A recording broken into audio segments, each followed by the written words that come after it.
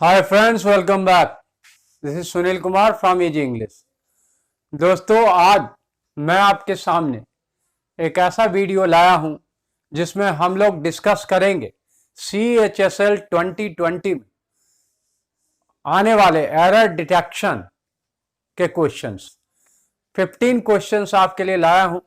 मुझे पूरी उम्मीद है कि 15 क्वेश्चंस बहुत बहुत ही इंपॉर्टेंट साबित होंगे आपके आने वाले CHSL एग्जाम्स के लिए। तो आइए, without wasting any moment, let's get started. दोस्तों, CHSL जैसा मैंने बार बार कहा है कि नौकरी पाने का एक बहुत ही सुनहरा अवसर है आपके पास। और इसमें जब इंग्लिश के लेवल की बात की जाती है तो बहुत कठिन लेवल नहीं होता। जरूरत है सिर्फ एक सटीक रणनीति के साथ कुछ प्रैक्टिस कर जाने की। तो उम्मीद है आप तैयारी में लगे होंगे और आप अच्छे ढंग से तैयारी कर भी रहे होंगे, किया भी होगा। तो इसी सिलसिले में ये वीडियो आपके लिए काफी मददगार होने वाला है। CHSL के एरर डिटेक्शन के 15 क्वेश्चंस। तो सब इस वीडियो को शुरू से अंत तक देखेंगे ताकि 15 क्वेश्चंस आपको पूरी तरह से दिमाग में सेट हो जाए कि इसमें एरर क्या होते हैं और एरर कैसे डिटेक्ट किए जाते हैं। तो आइए शुरू करता हूं। फर्स्ट क्वेश्चन आपको जैसा मालूम होना चाहिए, अगर आप CHSL की तैयारी कर रहे हैं तो एरर डिटेक्शन से 2 क्वेश्चंस पूछे जाते हैं। इस टाइप के 2 क्वेश्चंस और 2 मार्क्स होते हैं। बट इन 2 मार्क्स को पाने के लिए आपको क्या कुछ करना है, ये बहुत इंपॉर्टेंट रखता है। तो आइए, कुछ संभावित मैंने गेस किया है कि ऐसे क्वेश्चंस आपको दिख सकते हैं आने वाले एग्जाम में। तो फर्स्ट क्वेश्चन है आपका, it is often raining here in November. गौर से देखेंगे, it is often raining here in November, किसी जगह की बात हो रही। तो यहां इस सेंटेंस को देखने पे आपको क्या लगता है, क्या एरर हो सकता है? गौर से देखेंगे अगर हम, तो ऑफन क्या है? Always, never, often, sometimes, occasionally, इस तरह के कुछ एडवर्ब्स है। ये टाइम एडवर्ब्स, ये फ्रीक्वेंसी, एडवर्ब ऑफ फ्रीक्वेंसी है जो बताते हैं कि कोई काम कितने बार होते हैं। तो एडवर्ब ऑफ फ्रीक्वेंसी का जब यूज किया जाता है तो हमें 2 ही टेंस यूज करने पड़ते हैं। अगर क्लियर कट पास्ट में किसी बात के दोहराने की बात हो रही, बार बार होने की बात हो रही, तब तो टेंस चला जाएगा सिंपल पास्ट, नहीं तो सिंपल प्रेजेंट। तो it is often raining, is raining से स्पष्ट है कि क्वेश्चन देने वाला वो सिंपल प्रेजेंट की ओर इशारा कर रहा है, इसीलिए इसका सही क्या होगा? सिंपल प्रेजेंट में आंसर होगा, यानी it often rains here in November. This is your correction. It often rains here in November. Simple present आप जानते हैं कि वर्ब का फर्स्ट फॉर्म या वर्ब में SES ये यूज किया जाता है, और सिंगुलर थर्ड पर्सन के साथ SES और बाकी प्लूरल्स के साथ V1 का यूज किया जाता है, ये भी आप जानते हैं I के साथ। तो इन्हीं बातों के आधार पे इट क्या है? सिंगुलर थर्ड पर्सन, इसलिए रेन का क्या करना पड़ा? रेन्स करना पड़ा। Now this is correct. अब आ जाओ sentence number 2। When I was 18, I was smoking। क्या बोले आप? When I was 18, I was smoking। When क्या बताता है? टाइम, टाइम का एडवर्ब। कब की बात हो रही? I was 18, was मतलब पास्ट, यानी किस समय की बात? जब मैं 18 साल, क्लियर कट गए, पास्ट की बात। तो आपने पढ़ा होगा टेंस में, नहीं पढ़ा तो जान लीजिए कि अगर सेंटेंस में कोई पास्ट टाइम बताने वाली बात हो या स्पष्ट हो कि ये बात या घटना क्लियर कट पास्ट टाइम की है, तो आपको सिंपल पास्ट यूज करना चाहिए। उस हिसाब से यहां पर क्या यूज करना पड़ेगा? वाज स्मोकिंग गलत होगा, तो आप सिंपल पास्ट यूज करेंगे, यानी when I was 18 I smoke. Simple past क्या होता है? V2, वर्ब का सेकेंड फॉर्म। तो आई स्मोक। क्वेश्चन नंबर 3 है, I have seen her in Jaipur yesterday. वही क्वेश्चन नंबर 2 वाला जवाब यहां भी हो जा सकता है, वही रीजनिंग दी जा सकती है, वही कारण बताया जा सकता है। यहाँ आप देख रहे होंगे यस्टरडे, ये भी क्लियर कट, कब की बात, बीता हुआ कल। यस्टरडे मतलब बीता हुआ कल, यानी पास्ट की बात। तो पास्ट टाइम की बात हो रही, तो आपको क्या यूज करना है, सीन नहीं, आपको सिंपल पास्ट यूज करना चाहिए। सी का saw, I saw her in Jaipur yesterday. फिर आ जाओ 4, we are living in Delhi since 1998। आपने पढ़ा है कंजंक्शन के बारे में, सिंस एक कंजंक्शन है, वो यूज किया जाता है कब, डेट बैक टू पास्ट, जब पीछे का कोई समय बताना होता है तो वहां सिंस का यूज करते हैं। यानी सिंस क्या बताता है, सिंपल पास्ट की ओर इशारा करता है। तो सिंस का यूज किया गया है सिंपल पास्ट, यानी बात हुई कभी पास्ट में शुरू, सिंस माने तब से, 98 से बात शुरू हुई, और लिविंग इन दिल्ली, ये कहने का मतलब ये कि रहना शुरू किया 1998 से और अभी भी रह रहा हूं, है ना। तो जब कोई घटना, काम पास्ट में किसी पॉइंट ऑफ टाइम या किसी समय से शुरू होकर प्रेजेंट तक कंटिन्यू कर रही हो, तो उसके लिए एक टेंस है प्रेजेंट परफेक्ट कॉन्टिन्यूअस। सही समझा आपने, इसको करेक्ट करना होगा, we have been living. Present perfect continuous कैसे होता है, we have been, has been जोड़ V1 ING, तो वी के साथ हैव बीन लिविंग। अब question number 5, I am born in Delhi. देखने में एक नजर में ये सेंटेंस करेक्ट लग सकता है, बट बॉर्न, बॉर्न की कब घटना, जब आप कोई बोल रहा है तो उस वक्त पैदा हुआ या पहले, जाहिर सी बात है पहले की बात कर रहा है, वो पास्ट एक्शन की बात कर रहा है, तो पास्ट एक्शन की बात करेंगे तो सिंपल पास्ट यूज करेंगे, सिंपल लॉजिक। जब कोई पास्ट टाइम की घटना की बात करेंगे तो हम यूज करेंगे टेंस कौन सा, सिंपल पास्ट। तो आइए यहां पर क्या करना होगा, आई वॉज बॉर्न, है ना, आई एम की जगह क्या होगा, I was born in Delhi. अब आ जाओ question number 6, I have cold in this house. बहुत मजेदार सेंटेंस है, देखने में एक बार की लगेगा नहीं कि कोई गलती। तो हैव, हैज, हैड क्या बताता है, पोजीशन, मेरे पास कुछ है, किसी के पास कुछ था, किसी के पास कुछ है। तो I have cold in this house, यहां क्या करेंगे, अब जब आप किसी एडजेक्टिव की बात करेंगे, कोल्ड क्या है, एडजेक्टिव है, तो आपको बी फॉर्म का यूज करना चाहिए, यानी हैव नहीं, बी फॉर्म है ना, इज, एम, आर, वॉज, वर, इस टाइप का। तो क्या करेंगे, आई एम कोल्ड, है ना, I am cold in this house, या एम की जगह फील भी यूज कर सकते हैं, है ना, एडजेक्टिव रहे तो आप फील भी, I feel hot, I feel cold, ये ऐसा यूज कर सकते हैं। फिर आ जाओ 7, I must see the dentist yesterday. ये पूरे पूरे मॉडल ऑक्सिलरी के यूज पे सवाल। मस्ट का यूज क्या होता है, मस्ट होता है स्ट्रॉन्ग फॉर्म ऑफ शुड, ये प्रेजेंट फॉर्म है और फ्यूचर फॉर्म। मस्ट पास्ट में यूज नहीं किया जाता, मस्ट का यूज पास्ट टेंस में, पास्ट टेंस में नहीं करेंगे। तो पास्ट के लिए इसका विकल्प क्या होता है, हैड टू।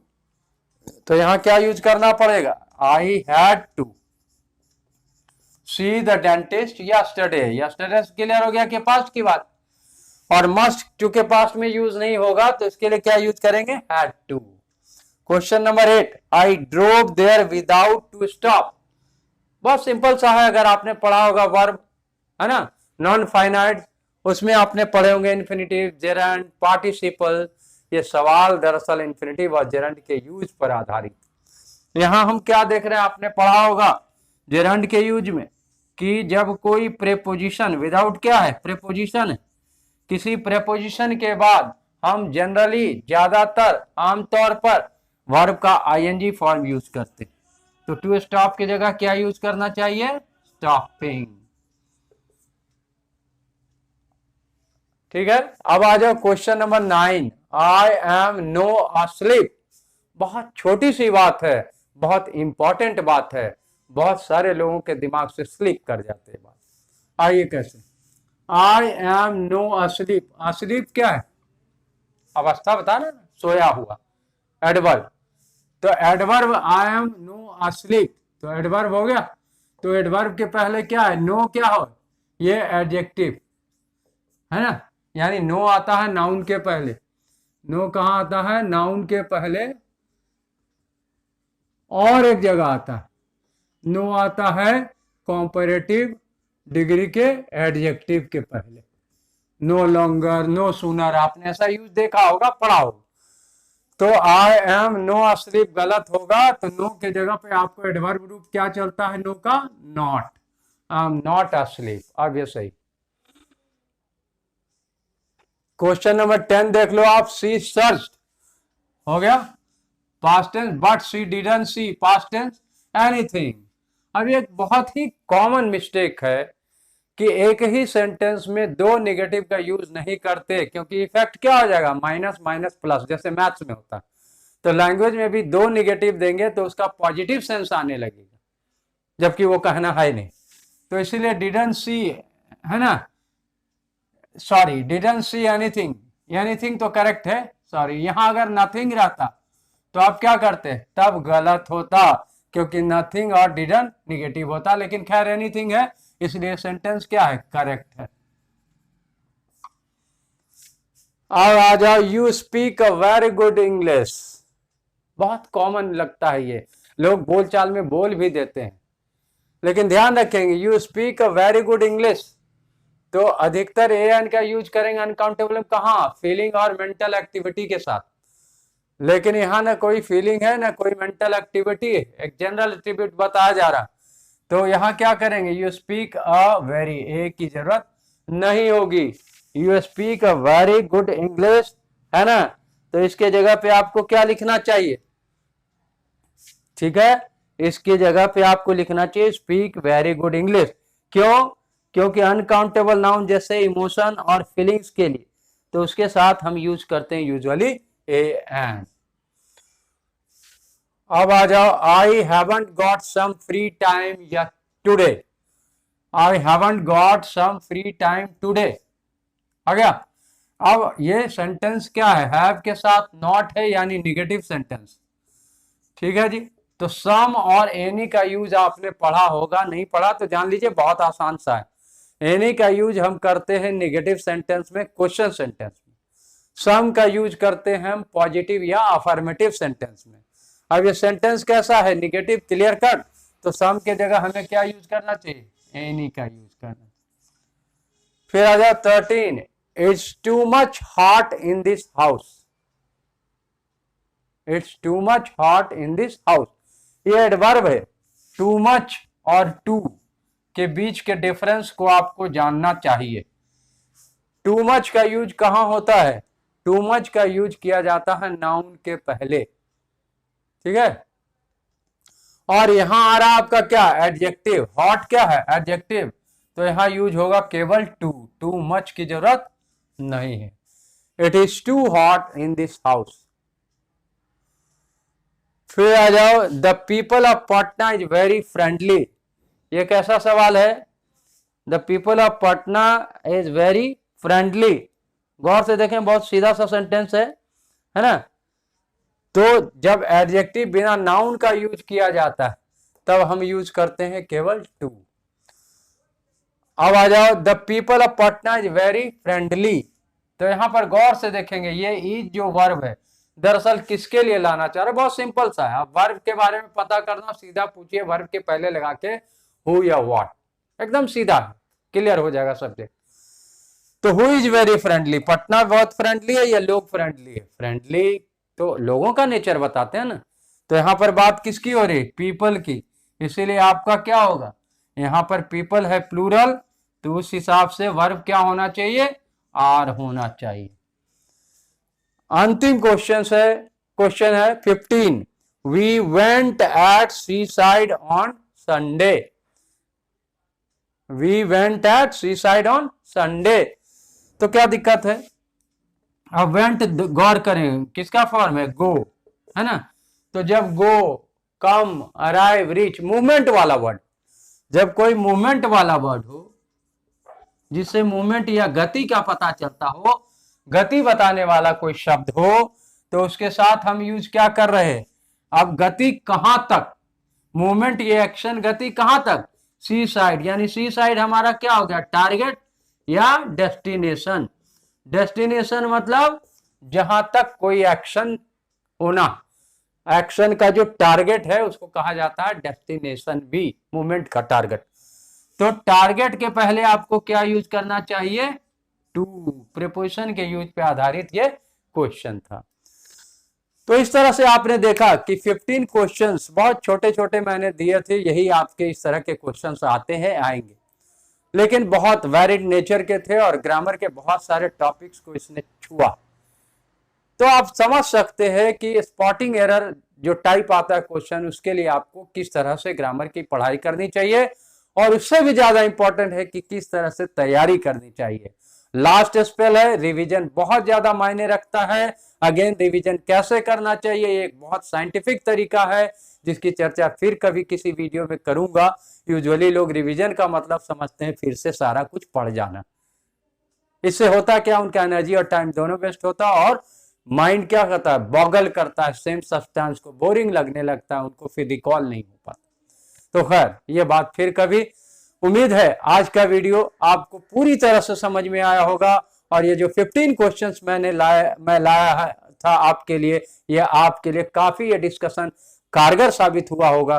तो इस वीडियो को जरूर लाइक करेंगे। तो सबसे पहले मेरे चैनल यानी easy English by Sunil sir को सब्सक्राइब कर लेंगे, इसको लाइक करेंगे, वीडियो को शुरू से अंत तक देखेंगे, लाइक करेंगे, और अपने दोस्तों के पास, अपने रिश्तेदारों के पास, जो लोग भी इंग्लिश भाषा में अच्छा कुछ करना चाहते हैं, जो CHSL के एग्जाम की खासकर तैयारी कर रहे हैं, उन सबको शेयर कर देंगे, और अंत में अपने कमेंट्स जरूर भेजेंगे, क्योंकि आपके वैल्यूएबल कमेंट्स के आधार पर ही मेरे पास आइडियाज आते हैं कि मुझे अगला वीडियो किस तरह का बनाना चाहिए। इजी इंग्लिश चैनल दोस्तों केवल और केवल आपके वेलफेयर के लिए, आपके बेनिफिट के लिए, इसमें सारी बातें आपके हिसाब से आपके लिए की जानी चाहिए, ये मेरा मानना है, और मैं इसी बिंदु पर काम कर रहा हूं।